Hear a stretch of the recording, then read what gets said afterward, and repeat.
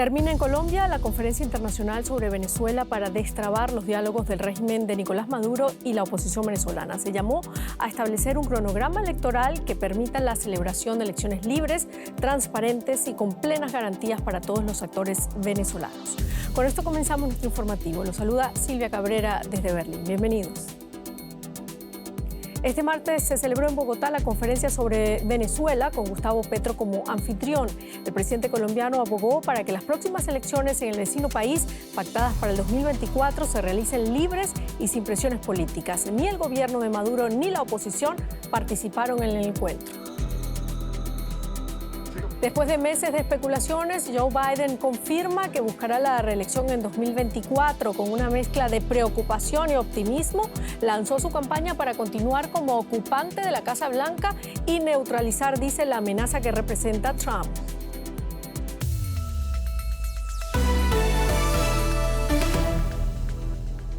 Comenzamos en Colombia. La conferencia internacional sobre el proceso político en Venezuela concluyó este martes en Bogotá con una declaración en la que los países participantes coinciden en la necesidad de establecer un cronograma para elecciones libres, transparentes y con plenas garantías para todos los actores venezolanos. La reunión internacional, donde no participó ni el presidente venezolano Nicolás Maduro ni la oposición, acordó además un levantamiento progresivo de las sanciones que pesan sobre el país caribeño. El alto representante de la Unión Europea, Josep Borrell, afirmó que el bloque comunitario está dispuesto a revisar las sanciones personales contra altos cargos del chavismo si avanza la normalización democrática en el país. En esta cumbre se dio también especial importancia a las recomendaciones de la misión de observación electoral del bloque comunitario, a la continuación del proceso de negociación de Noruega en México y a la implementación del Fondo Fiduciario Único para la Inversión Social en Venezuela.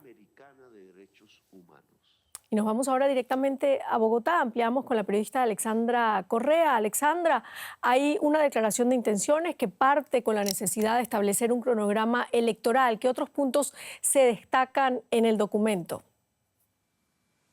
Bueno, Silvia, el documento fue bastante corto. Concluyeron la veintena de países unánimemente con el liderazgo del ministro de Exteriores Álvaro Leiva Durán apoyar ese propósito en busca, como lo decías, de unas elecciones para el próximo año libres y democráticas. También se destacó que se tenga en cuenta las recomendaciones de la misión de observación electoral efectivamente de la Unión Europea 2021 para este propósito, que los pasos acordados entre las partes vayan en paralelo con el levantamiento de las distintas sanciones e incluso, así como tú lo mencionabas, se filtró para la prensa que el alto representante de la Unión Europea para Asuntos Exteriores y de Política de Seguridad, Josep Borrell, y acá tengo que hacer una acotación, Silvia, porque la prensa no fue invitada a estar dentro del recinto, que había informado que el bloque comunitario estaría dispuesto a revisar esas sanciones personales que tienen dictadas sobre altos cargos, como lo decías tú, del chavismo venezolano, que la continuación del proceso de negociación facilitado por el Reino de Noruega que ha tenido lugar en México sea acompañada con la aceleración de la implementación del Fondo Fiduciario Único para la Inversión Social en Venezuela. Y prácticamente, Silvia, tú has dicho todo lo que dijo el canciller Leiva. Como te comentaba desde un principio, fue tan corta su conclusión y estos compromisos que ese fue todo el documento. No tomó más de 2 o 3 minutos leerlo y se despidieron así de la prensa, a la que no le dieron ningún tipo de preguntas. Bueno, Alexandra, ¿y sale satisfecho el gobierno colombiano con esta cumbre que se da luego de rotos esos diálogos en México con el gobierno de Nicolás Maduro y la oposición? ¿Qué sigue ahora? Bueno, Silvia, yo concluiría que sí, porque las conclusiones por lo menos estuvieron muy en línea con lo que propuso el presidente Gustavo Petro al inicio de esta conferencia internacional. ¿Qué sigue? Me preguntas. Pues un grupo de países que se reunieron hoy van a informarle al presidente Maduro, a los partidos y a los sectores de la oposición, así como a la sociedad civil, los resultados alcanzados hoy para su evaluación y comentarios posteriores. Asimismo, dijeron que se van a reunir nuevamente estos mismos países para hacerle seguimiento a estas conclusiones, compromisos y acuerdos unánimes adquiridos hoy. No hubo, como te dije, preguntas a la prensa y eso es todo lo que salió de Cancillería por el momento. Muchísimas gracias, Alexandra Correa desde Bogotá. Con gusto, Silvia. Seguimos nosotros con otros temas. Tras su paso por Portugal, el presidente brasileño Luis Ignacio Lula da Silva llegó este martes a España. En los 2 días que durará su visita oficial a este país, tiene previsto reunirse, entre otros, con el presidente del gobierno español, Pedro Sánchez. España presidirá la Unión Europea durante la segunda mitad del 2023 y Lula dijo confiar en que esta situación ayude a impulsar por fin el acuerdo de la UE con Mercosur, que lleva años encallado. Otro de los temas destacados nuevamente por Lula tras su llegada a Madrid ha sido su defensa de una solución diplomática liderada por Brasil a la guerra de Rusia en Ucrania. Su postura crítica con el envío de armas a Ucrania por parte de la Unión Europea y de Estados Unidos aboga, como él mismo dice, por una tercera vía. Vamos a escucharlo. Brasil está empeñado en conseguir socios para que pueda lograrse la paz, para que Ucrania pueda conservar su territorio y los rusos se queden en Rusia, y para que el mundo no sufra.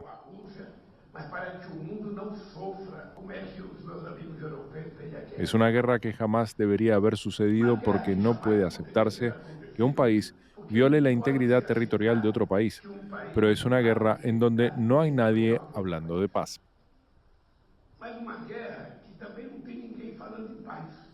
Y vamos ahora a México. La Fiscalía de este país imputó este martes por responsabilidad penal a Francisco Garduño, director del Instituto Nacional de Migración. La imputación está relacionada con el incendio ocurrido en la noche del 27 de marzo en un centro migratorio de Ciudad Juárez. 40 personas murieron y 27 sufrieron lesiones.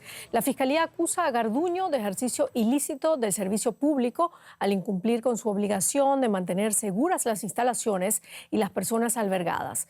El juez ha considerado que Garduño sabía que el centro no reunía las condiciones necesarias para albergar personas con seguridad. Además de Garduño, están siendo investigados el jefe de migración del estado de Chihuahua, personal de seguridad del centro y un migrante. Y el presidente de Estados Unidos, Joe Biden, ha anunciado hoy que se presentará a la reelección en las presidenciales del 2024 y de nuevo Kamala Harris será su candidata a la vicepresidencia. Un video publicado hoy anuncia formalmente su candidatura para el 2024. En este video, Biden pide al electorado más tiempo para terminar el trabajo que comenzó en su primer mandato. Biden, que ya es el presidente estadounidense de más edad, tendría 86 años al término de su segundo mandato, pero la edad no es el único factor que podría interponerse en su camino. Los abogados de Biden encontraron documentos clasificados de su época como vicepresidente y además no goza de gran popularidad. Los índices a mitad de su mandato son casi idénticos a los de Trump en la misma etapa de su presidencia. Joe Biden se presentará a la reelección en 2024. Queda mucho por hacer. Aprovechó su discurso sobre el Estado de la Unión para convencer al Congreso y los votantes de que Estados Unidos está recuperándose. Biden siempre intentó dar una imagen de fuerza y acción. Me alegra anunciar que nuestra economía ha creado más de 300.000 puestos de trabajo en el pasado mes, que se suman al 500.000 del mes anterior. En el ámbito internacional, viaja de sorpresa a Kiev con motivo del primer aniversario de la invasión rusa.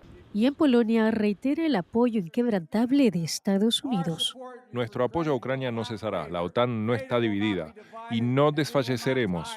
Biden también ha viajado dentro de su país, como en Wisconsin, donde presentó su plan económico. O aquí, festejando el proyecto de un puente dentro de su plan de infraestructuras. Y aquí, dirigiéndose a sus votantes en la iglesia donde predicó Martin Luther King Jr. Los observadores dicen que Biden es optimista, sobre todo tras algunas victorias bipartidistas el año pasado, como la ley de reducción de la inflación y la ley de chips para impulsar la producción en Estados Unidos. Pero no todo son luces. Los abogados de Biden encontraron documentos clasificados de su época como vicepresidente. Ello propició una investigación y que muchos comparasen la situación con el escándalo de los documentos encontrados en casa de Donald Trump. Y no goza de gran popularidad. Los índices a mitad de su mandato son casi idénticos a los de Trump e inferiores a los del expresidente Barack Obama. Y hay otro factor, su edad. Ya es el presidente más veterano de la historia de Estados Unidos. Tendría 86 años al término de un supuesto segundo mandato. Los republicanos usarán estas debilidades para retratarlo como corrupto, impopular y viejo. Aquí, los demócratas de Nuevo Hampshire le piden que deje paso a otros candidatos. Joe, no te presentes. Pero Biden y su equipo dicen que sus adversarios están equivocados y que él y los demócratas son una imagen de unidad y progreso en comparación con el Partido Republicano. La prueba de fuego llegará cuando se anuncie a su rival republicano. Pero sea quien sea, el camino de Biden a otro mandato será difícil. Y en medio de las tensiones que viene atravesando el país, Israel dio comienzo este martes a las celebraciones por el aniversario número 75 de su creación. Estas festividades llegan justo después del Día de los Caídos, una conmemoración que normalmente tiene un efecto de unión, pero que este año se ha visto empañada por varias protestas. En Tel Aviv, miles de personas salieron nuevamente a protestar contra la polémica reforma judicial que divide a la sociedad desde hace meses. Todos estos actos conmemorativos están marcados también este año por un aumento de la violencia entre israelíes y palestinos. Y nuevo revés en Sudán, el frágil alto el fuego que se había acordado en el país parece que no se ha mantenido. Según informan algunos medios, a pesar de que en la capital, Jartum, la jornada fue tranquila, en la región que la rodea se registraron nuevos ataques aéreos. En medio de esta complicada situación, hoy continuaron las evacuaciones de ciudadanos extranjeros. Para los sudaneses, sin embargo, la situación es más difícil, pues no pueden abandonar su país. El alto al fuego parece mantenerse en la mayor parte de Jartum, pero la situación en la capital de Sudán es dramática. Hay escasez de agua y cortes de electricidad en muchos barrios. Y ahora la Organización Mundial de la Salud alerta de un alto riesgo biológico. Este laboratorio, que contiene muestras de patógenos de sarampión y cólera, ha sido ocupado. Lo ocupó uno de los bandos combatientes. Echaron a todos los técnicos. Ahora está bajo el control de una de las facciones y lo usan como base militar. Quienes pueden, huyen. Por ejemplo, al vecino Chad. Antes de la guerra, más de 1 millón de personas habían venido buscando refugio a Sudán, principalmente desde Sudán del Sur. Ahora también ellos buscan marcharse. Algunos al menos lograron abandonar la capital. Naciones Unidas advierte de una catástrofe humanitaria. La situación es terrible. Perdimos nuestros hogares y tuvimos que irnos por algo que nada tiene que ver con nosotros los sudaneses. Es entre 2 hombres y sus ejércitos. Pagamos un precio muy alto. Estoy enojada porque nos hayan arrastrado a esta situación. Desde hace 10 días, el presidente de facto, Al-Burhan, y su adjunto, conocido como Hemeti, y jefe del grupo paramilitar Fuerzas de Apoyo Rápido, se disputan el poder. Según la Organización Mundial de la Salud, el conflicto se ha cobrado ya al menos 460 vidas y miles de heridos. Muchos sudaneses temen que la violencia aumente cuando los ciudadanos extranjeros hayan sido evacuados. Y cada año la malaria mata a más de 600.000 personas, en su mayoría niños, según cifras de la Organización Mundial de la Salud. Y justo en el Día del Combate contra la Malaria, una nueva vacuna hace crecer las esperanzas de que algún día esta enfermedad será erradicada. El 96% de las muertes por malaria se concentran en el África subsahariana. La nueva vacuna R21, producida por la Universidad de Oxford, está aún en la fase final de pruebas, pero Ghana y Nigeria ya la han aprobado provisionalmente. Harry Belafonte, la superestrella que introdujo los ritmos caribeños en la música estadounidense y fue un defensor incansable de los derechos de las personas negras, falleció este martes en Manhattan a los 96 años de edad. Nació en Harlem. Belafonte pasó la mayoría de su infancia en Jamaica antes de regresar a Nueva York. Una mezcla de culturas que influyeron en su música y en su cruzada, por supuesto, por la igualdad racial. La muerte de Harry Belafonte deja un vacío en la música y en la lucha por los derechos civiles en Estados Unidos.